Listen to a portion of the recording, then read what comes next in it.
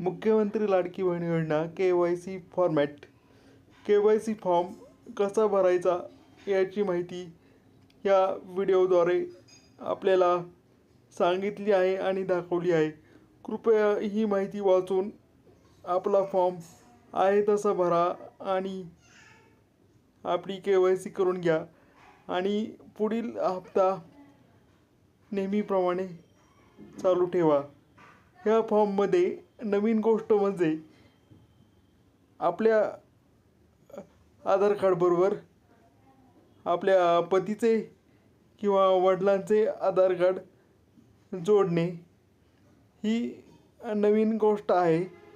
बाकी सर्व काही समानच आहे.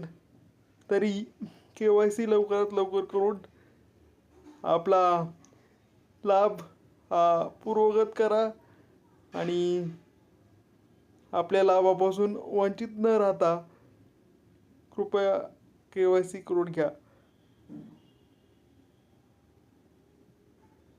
KYC करणे हे अनिवार्य केलेले आहे. कृपया सगळ्यांनी